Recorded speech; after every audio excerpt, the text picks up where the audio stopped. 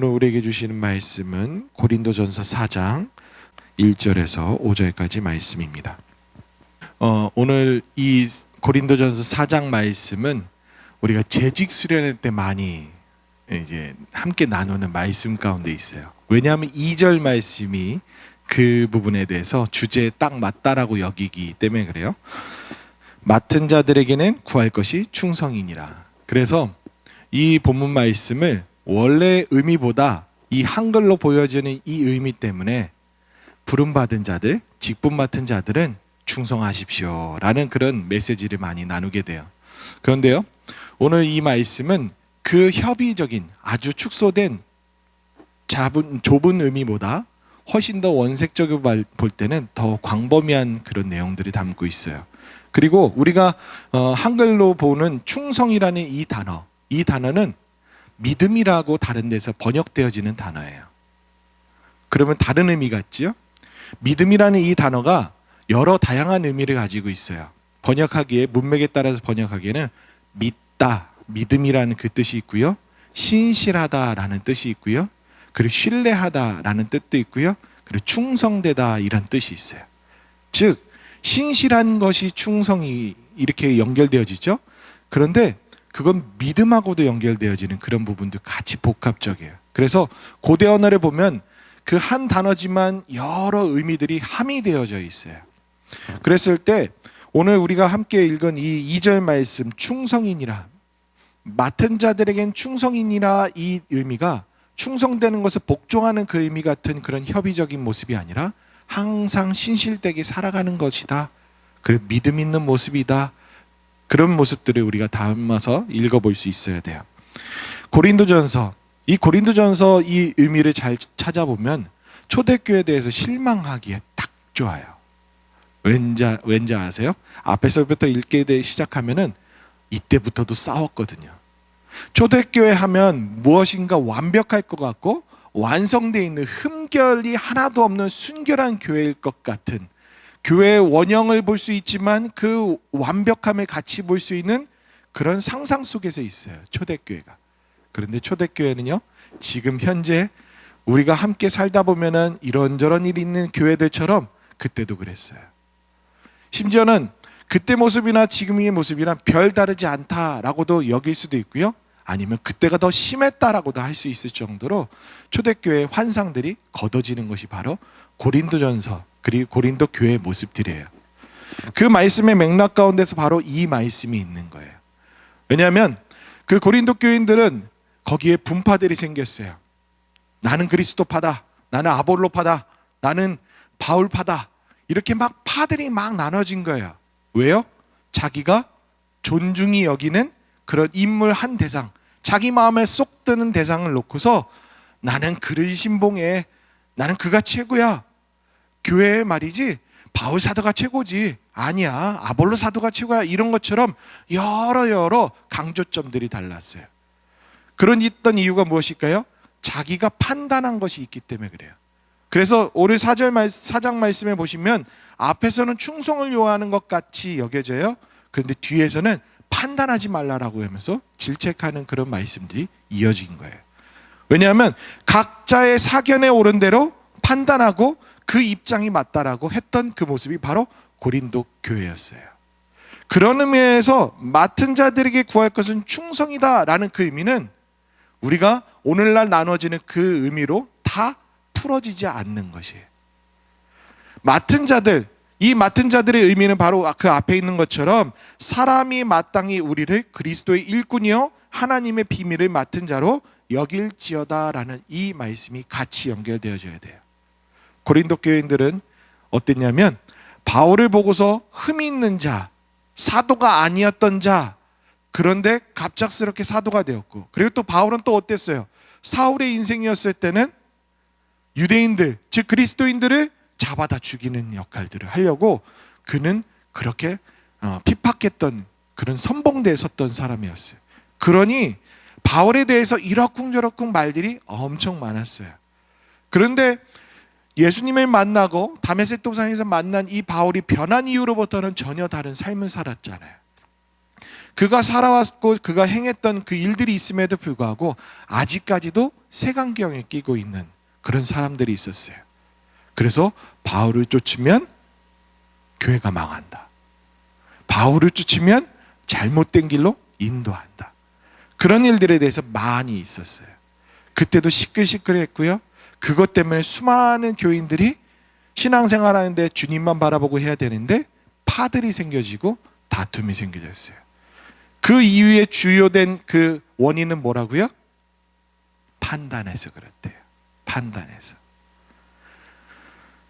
3절 말씀을 보시면 너희에게나 다른 사람에게는 판단할 것이 나에게는 매우 작은 일이다 라면서 나도 나를 판단하지 아니한다. 그러면서 진짜 판단할 분은 누구다? 주님이시다. 그리고 5절에서는 뭐라고 얘기합니까? 그때에 각 사람에게 하나님으로부터 칭찬이 있을 것이다. 그가 수고하고 애쓴 대로 상을 받을 것이다 라는 것에 대해서 하늘 상급에 대해서도 같이 얘기해 주고 있어요. 즉 바울 사도가 이렇게 얘기한 뜻에는 나의 본심은 너희들이 생각하는 것과 달라. 나는 충성되게 신실하게 그리고 하나님을 믿는 그분만 바라보고 사역했어 라는 것에 대해서 강조하면서 그러면서 얘기하는 것이 바로 우리는 그리스도의 일꾼이다. 그리고 또 우리는 하나님의 비밀을 맡은 자이다. 그것을 인정해 줘 라는 그런 의미도 담겨져 있어요. 그러면서 아주 뼈 있는 말을 하는 거예요. 너희들이 판단하는 거 그게 옳은 판단이야? 너희들이 무슨 자격이 있어서 판단할 수 있어? 너희들이 어떻게 하나님의 일을 알 수 있어? 하나님께서 나에게 하시고 맡기신 일들에서 내가 행하는 것 너희들이 결과를 봤어? 이런 말들에 대해서 나누고 있는 거죠. 이 말씀이 동떨어지게 이때는 그랬구나 라고 할 수도 있지만 오늘 우리 선창교회에서도 이런 일들이 벌어지고 있다면 믿으시겠어요? 믿으시겠어요? 믿음과도 달라요? 최근에 우리 목사님이 이제 4개월쯤 안식을 하고 계세요. 이제 2개월 남았어요. 엄청 보고 싶은데 오시면 또 얼마나 또 어떤 사역을 펼치실까 하는 두려움도 같이 있어서 여러 가지 생각도 드는데 한간에 계속 들리는 말들이 이 담임 목사님의 이 공백에 의한 그 허점들이 보여진다고 생각하시는 분들은 부정적인 얘기들을 많이 하세요. 그리고 또 한편으로는 그럼에도 부교육자들이 잘 섬겨져서 잘 되어져 가고 있다라고 평하시는 분도 있어요. 여러 소견에 옳은 대로 말들을 하세요. 또 우리 류 목사님 열심히 사역하신 그 부분 그것에 놓고서 또 청년들은 불안해하는 마음들도 있어요. 그런 것들이 같이 혼재해져 있는 그런 일들이 많이 있어요. 그 판단하는 것, 생각하는 것 그것이 많이 있을 수 있지만 근심, 걱정되는 그 모든 것들이 우리의 내 눈에 내 협소한 소견에 옳은 대로만 생각하는 것은 아닌지 우리는 되짚어 봐야 돼요. 이 말을 하는 이유는 1장부터 기록되어 있는 이 말씀을 살펴보면 바울 사도가 뭐냐면 하나님의 교회, 하나님께서 부르신 이 교회는 그런 것이 아니야.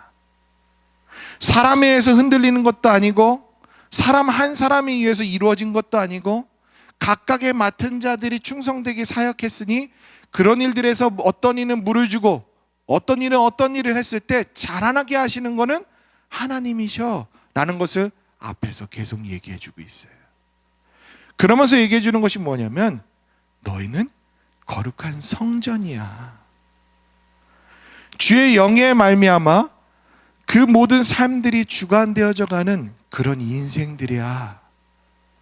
그것을 믿니? 라고 얘기하면서 그걸 신실하게 하고 있어? 그러면 무슨 판단을 하는지 되짚어봐. 이것은 아주 본연적인 모습들을 얘기해줘요. 교회는 사람에 의해서 흔들리지 않아요. 교회는 담임 목사님이 공석이라고 해서 흔들리면 솔직히 우리 선창교회가 그런 존재입니까? 아니죠. 하나님께서 어떻게 이끌어 오셨고 고 목사님을 통해서도 그 앞에 있는 목사님 통해서도 어떻게 하셨는지 그것을 신뢰한다면 지금의 상황에서 흔들리는 것도 어리석은 그런 모습이라고 할 수도 있어요. 그래서 사도 바울이 얘기하는 이 말을 우리는 기억해야 내게는 매우 작은 일이다. 이 말은 뭐냐면 나는 개의치도 않아. 이 말이에요. 왜? 하나님께서 역사하시고 하나님께서 하신 하나님의 교회이기 때문에 그런 거에 흔들리지 않아. 재밌어요. 노예 시찰회 잠시 제가 담임 목사님 대행으로 참석을 했는데 6개월 동안 담임 목사님 안식하신다니까 목사님도 놀라시더라고요. 교회 괜찮아요? 우리 교회를 어떻게 보시고 괜찮습니다. 했더니 그런 부분에 대해서는 우리가 너무 섣부르게 판단하면 그거는 경솔한 것들이에요. 이 말씀이 묵상하다 보면 어떤 말이 같이 연결되어지냐면 예수님께서 가늠하다 잡힌 여인을 왔을 때에 그 일들을 해결하시고 그 다음에 연거푸 얘기하셨던 그 말씀이 있어요. 뭐라고 얘기하냐면요, 너희는 육체를 따라 판단하나 나는 아무도 판단하지 아니하노라. 사람은 자꾸 눈에 보이는 것, 보이는 것에 대해서만 판단한대요. 근데 우리 주님은 죄를 지은 것에서도 그냥 그 여인이 무슨 일을 한 그 외부적인 요인들로만 판단한 것이 아니고, 그리고 그를 죄짓지 말아라 하고 오히려 용서해주고 보내준 것처럼 판단하실 수 있는 자격이 있는 분임에도 불구하고 그것을 심판하고 하지 않으셨다는 거예요. 그런 맥락 가운데서 오늘 본문 말씀을 우리가 같이 생각한다면 우리 주님도 그런 일에 대해서 판단하지 않으시는데 하물며 우리가, 그러면서 우리가 지금까지 주님 바라보고 살아오고 주님의 일들을 위해서 해내고자 각자가 충성되게 했다면 그것으로 되어져 가는구나. 그래서 각 사람들의 그 지체와 그 성품과 그리고 그 노력과 그 맡은 일들에 충성을 다하면 이 하나님의 교회는 든든하게 세워져 가겠구나. 그 믿음이 같이 있어야 되는 거예요. 그래서 맡은 자에게는 충성이면서도 믿음이 필요해요. 보이는 것으로 판단하는 것은 앞에서는 좀 더 강렬하게 얘기해요. 육에 속한 자다. 육신에 속한 생각으로 하는 자다라고 얘기해 주고 있어요. 그래서 우리가 판단하고 하는 것이 어리석은 것이다. 지혜로운 자가 되라. 지혜로운 자는 미련한 자다. 십자가의 도를 따르는 자다. 상식적으로 생각해도 우리 모두가 다 십자가를 향해서 가고 우리 주님 가신 일들에 가는 것에 충성되어야 한다면 교회는 흔들림 바 없어요. 그렇지만 교회는 살아 움직이기 때문에 때때로는 건강이 쇠락되는 것 같이 되어져도 다시금 건강할 수 있도록 몸이 재생되어지는 그런 일도 있을 수 있는 거예요. 말씀을 정리할게요. 직분 맡은 자, 그리고 맡은 자에게, 부름받은 자에게는 충성밖에 없어요. 그 충성이 나와 하나님 관계에서의 충성. 그래서 내가 수고하고 애쓴 대로 또 상을 주시는 그 하나님께서 칭찬도 해주시고 우리의 모든 것들을 주관하실 거라는 거예요. 그랬을 때 우리는 그 보여지는 그 소소한 것들로 판단하는 것은 우리의 일이 아니다. 오직 판단하시고 이끄시는 분은 하나님이시다. 그래서 우리는 받은 일들에 대해서 충성되이 신실하게 행하는 것이다 라는 것을 얘기해 주는 거예요. 고린도 교회는 완전하지 않았어요. 어쩌면 우리가 지금 당면한 지금 현재 우리 교회 모습하고 똑같지 않지만 그런 모습들이 같이 혼재되어 있는 모습들이에요. 그런데도요, 우리는 그런 것에 개의치 않아야 돼요. 아무것도 아닌 거예요. 왜요? 하나님이 주관하시는데, 하나님의 교회인데, 그죠? 여담으로 한 가지만 하고서 마칠게요. 우리 교회가 지금껏 잘 되어졌던 것은 하나님의 은혜예요. 때때로는 담임 목사님이 없어도 지금의 큰 빈자리 없이 느껴지는 것도 또 어떻게 보면 우리 교회 부교육자들이 잘하고 있네 라는 또 다른 반증이기도 해요. 그렇죠? 그런 부분에 있었을 때는 좋게 생각해서 자부심 가지셔도 돼요. 그런 부분에서 또 생각하고, 또 한편으로는 우리 목사님 그립구나, 이만큼 그립구나, 보고 싶구나 하는 마음으로 또 기도하시면서 또 함께 이루어져갈 하나님의 그 일들에 대해 기대하시며 기도하시며 살아가시는 저와 여러분들 될 수 있기를 바라요.